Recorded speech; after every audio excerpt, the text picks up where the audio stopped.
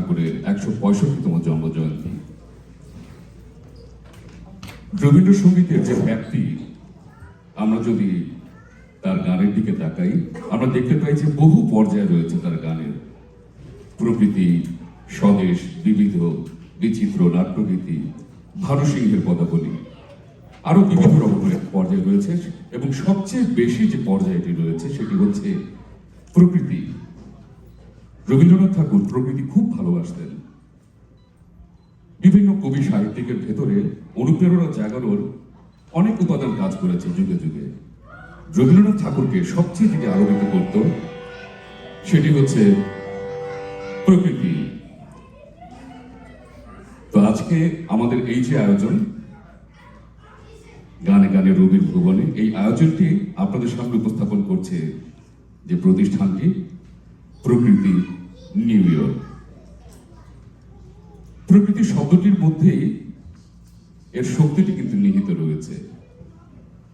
সেই শব্দটির মধ্যে যেমন একটি অর্থবাচকতা রয়েছে, ধ্বনির মাধুর্য রয়েছে, ঠিক একইভাবে কিন্তু প্রকৃতি নিউ ইয়র্ক যে প্রতিষ্ঠানটি বছরের পর বছর আপনাদের সামনে চমৎকার একটি অনুষ্ঠান উপস্থাপন করে যাচ্ছে,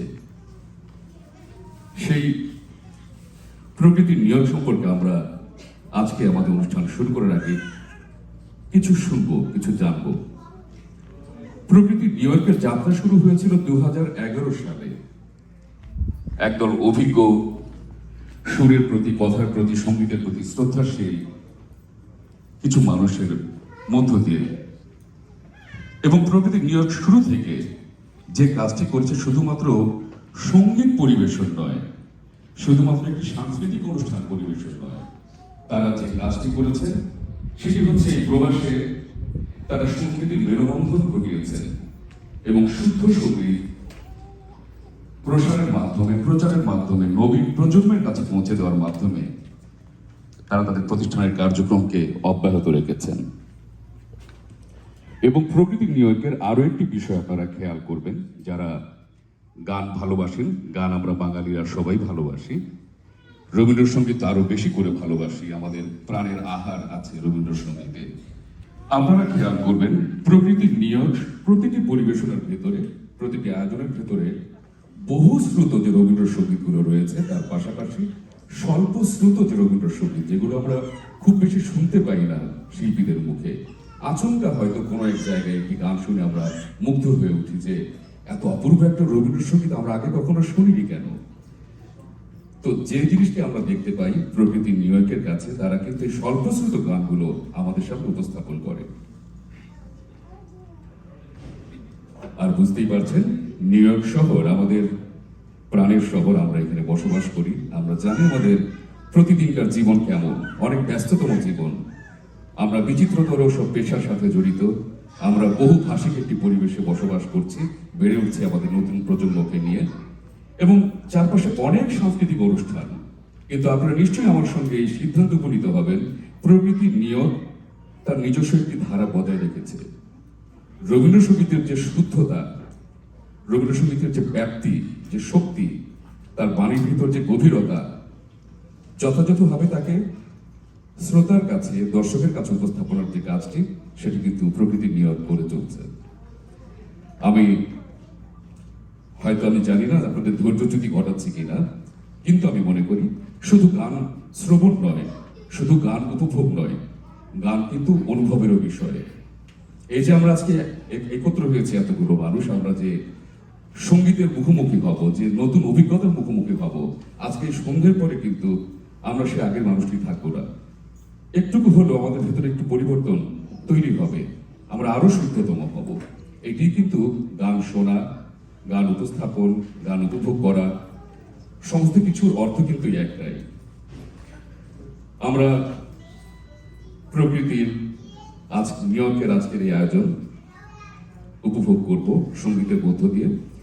আমাদের গানের পর্বটি শুরু হওয়ার আগে আমরা মঙ্গল প্রদীপ প্রজ্বলনের মধ্য দিয়ে আজকের আয়োজনটি শুরু করতে চাই। আপনারা দেখতে পাচ্ছেন আমার ডান পাশে সমস্ত আয়োজন সম্পূর্ণ করা রয়েছে। রবীন্দ্রনাথের 165তম জন্মজয়ন্তী মঙ্গল প্রদীপ প্রজ্বলনে।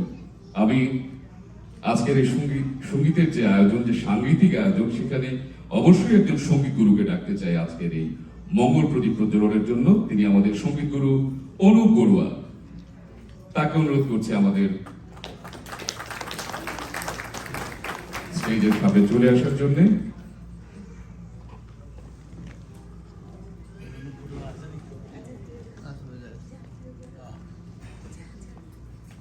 অনুপ ভালো আছেন?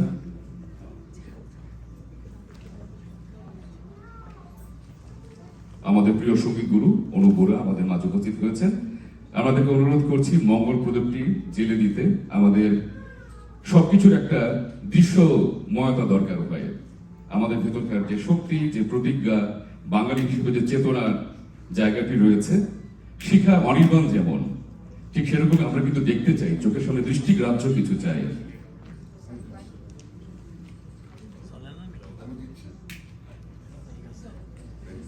আমাদের বুকের আগুন জ্বলছে, হয়তো লাইটারে আগুন পিছিয়ে পড়তে পারে, কিন্তু আমাদের বুকের আগুন দিয়ে আমার প্রয়োজনে জ্বালিয়ে দেব মঙ্গল প্রদীপ।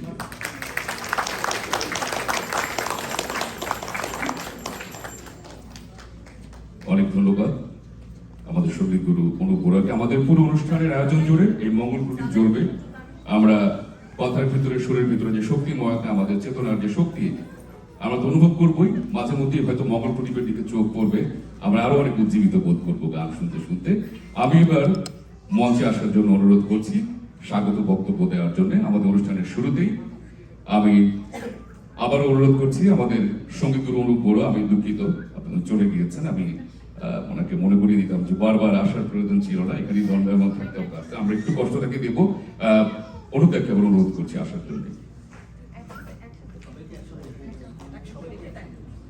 আচ্ছা, আর সেই সঙ্গে অনুরোধ করছি কবি ও সম্পাদক হাসান আল আব্দুল্লাহ, আপনি চলে আসুন আমাদের মাঝে।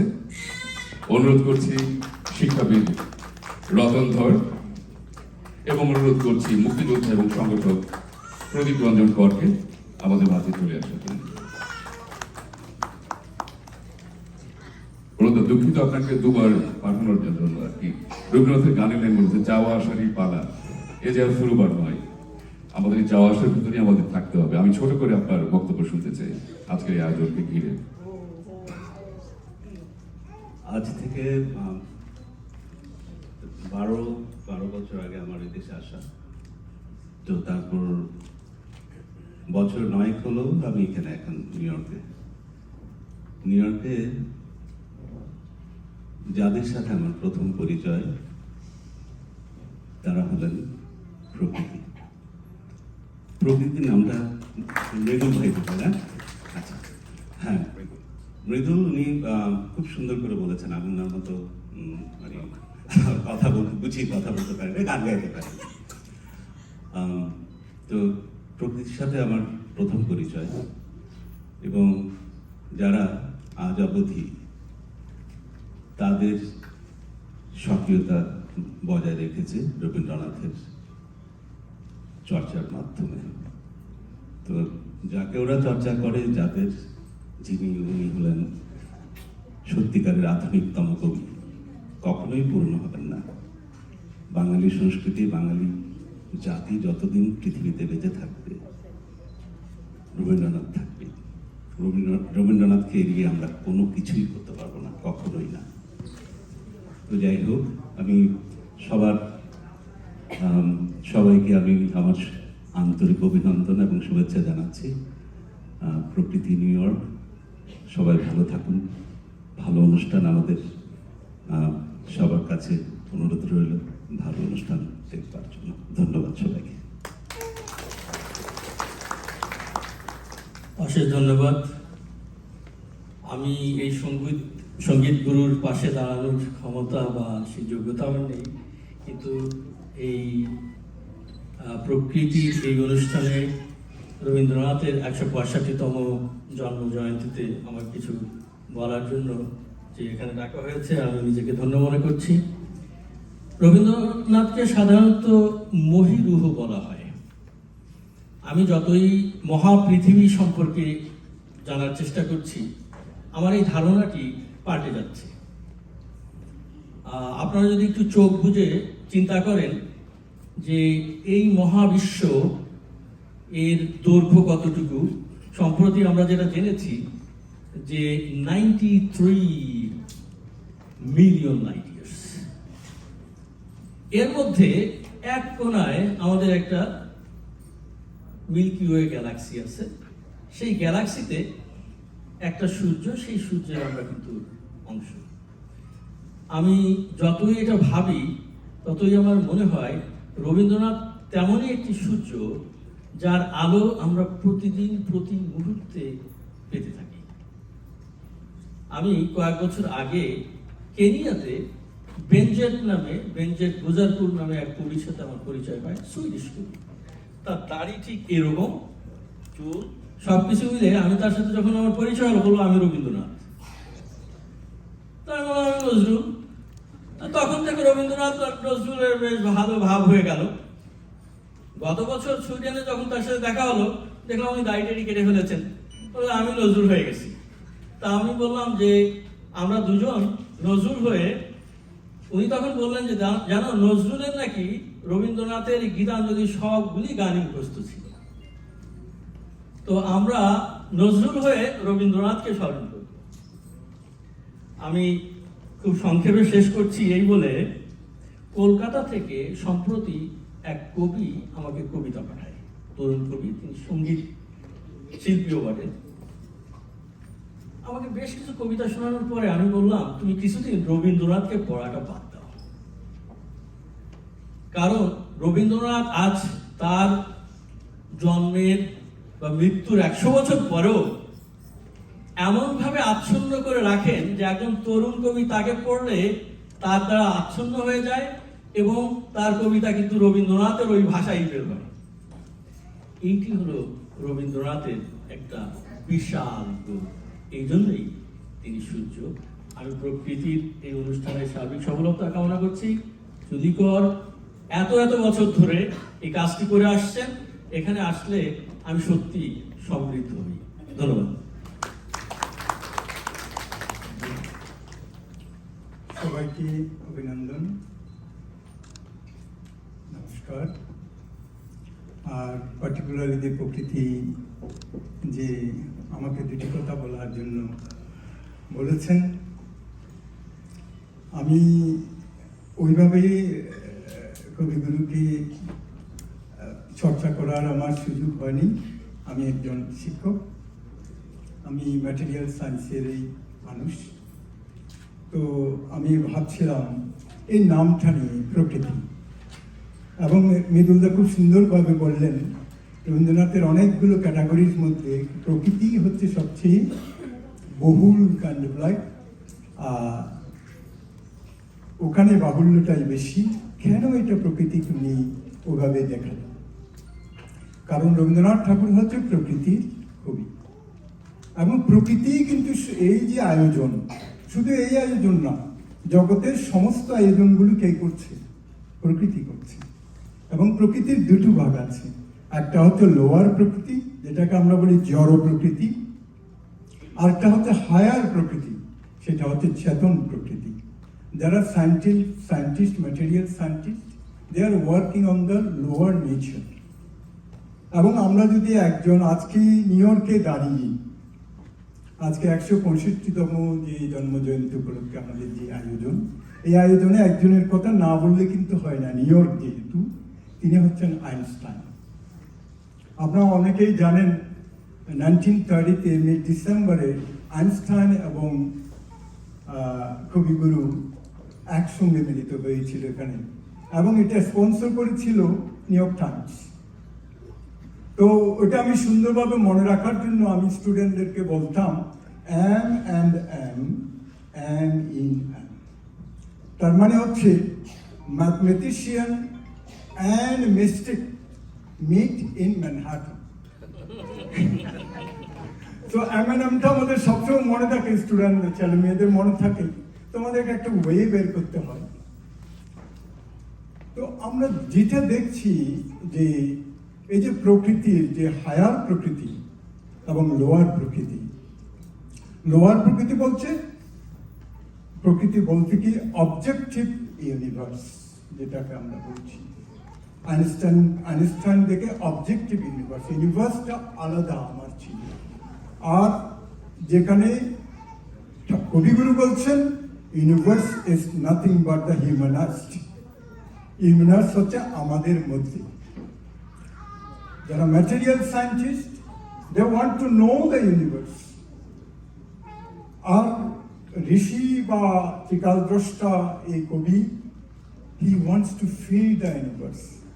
এই যে ফিলিং এবং নোয়িং মিন এটা আলাদা আমার থেকে, আর ফিলিং মিন এটা আমার মধ্যে আছে, আমি অনুভব করতে চাই। এই যে মৃদুলদা খুব সুন্দরভাবে বললেন যে এগুলো গান নয়, শুধু গান নয়, গান আছে, সুরের মূর্ছনা আছে, আবার সাথে সাথে কি এটা কতটুকু আমরা অনুভব করলাম। এই গানের পরে am I transformed little bit? Will I be a different person?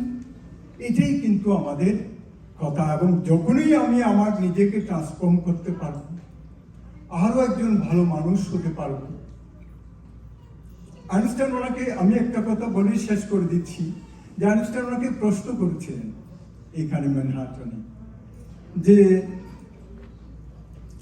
Does the God independent to us? তখন তিনি বললেন যে God is human. God is not God. Einstein God বলে বলেনি, the truth. Does the truth independent to us? তখন Einstein Thakur বললেন truth is human. We have to realise through the consciousness, যেটা আমাদের মধ্যে আছে।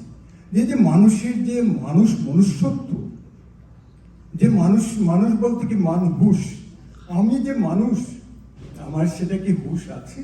সেই হুশটা যতক্ষণ না পর্যন্ত না আসে, এই হুশটা আনার জন্য ওনার এত লেখা, এত কিছু, এবং এটা চিরন্তন।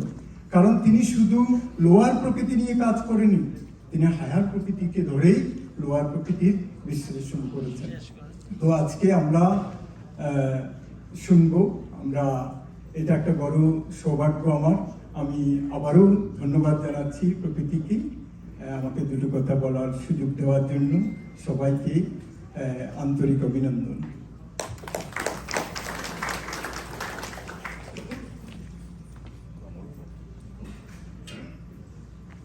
উপস্থিত সুধী মণ্ডলী, আপনাদের সবাইকে আজকের এই মহতী অনুষ্ঠানে স্বাগত জানাই। রবীন্দ্রনাথের এই 165তম জন্মবার্ষিকীতে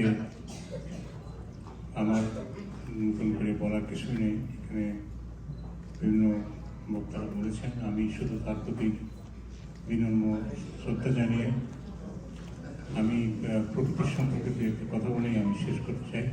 আমি আপনাদের দণ্ডচ্যুতি করবো না। প্রকৃতির সাথে আমি সরাসরি যুক্ত না। প্রকৃতি নিউ ইয়র্ক আজকে অনেক বছর যাবত এই শহরে একটি শুদ্ধ সঙ্গীত চর্চার কাজ চালিয়ে যাচ্ছে। অনেক প্রতিঘাত প্রতিকূলতা অতিক্রম করে তারা আজকেও সিদ্ধারা উঁচু করে দাঁড়িয়ে আছে, এবং তা একটু পরেই আপনারা বুঝতে পারবেন তাদের এই সঙ্গীত পরিবেশনার মধ্য দিয়ে। প্রকৃতির বিশেষত্ব হলো যে তারা নিজেরাই শিল্পী, নিজেরাই সংগঠক, নিজেরাই ফান্ডরেজার, এবং তারা বাইরের কোনো কারো কাছ থেকে অর্থ নিয়ে তারা এই সংগঠনটা পরিচালনা করে না। এই জন্য তাদেরকে আমি ধন্যবাদ জানাই যে তারা এই স্বয়ংক্রিয়ভাবে যে এই সংগঠনটি এতদিন যাবৎ চালিয়ে আসছে, তার জন্য আমরা মনে হয় তাদেরকে আমাদের ধন্যবাদ জানানো উচিত, এবং তাদেরকে আমাদের সাধুবাদ জানানো উচিত যে তারা কীভাবে, আমরা জানি এই শহরে অনেক সাংস্কৃতিক অনুষ্ঠান হয়, আমরা কিন্তু প্রকৃতির অনুষ্ঠানটা সম্পূর্ণ ভিন্ন, এবং সেটা আপনারা আজকে যারা এখানে উপস্থিত আসছেন, আপনারা নিজেরাই অনুধাবন করতে পারবেন আপনাদের আর রবীন্দ্রনাথের সঙ্গীত পরিবেশনায় শুনতে হলে আসলে সবাইকে এই পিছনের সব কিছু ফেলে দিয়ে এই সঙ্গীতের অনুষ্ঠানের মধ্যে আপনাদের থাকতে হবে, তাহলেই আপনারা বুঝতে পারবেন যে এটার আসল প্রাণ শক্তিটা কোথায়। যাই হোক, আমি আপনাদের ধৈর্যচ্যুত করবো না, এখনই আপনারা এই সঙ্গীত পরিবেশনা শুনবেন। আপনাদের সবাইকে আমার ব্যক্তিগত পক্ষ থেকে এবং প্রকৃতির সকলের পক্ষ থেকে আমি আপনাদের ধন্যবাদ জানিয়ে আমি আমার বক্তব্য শেষ করছি।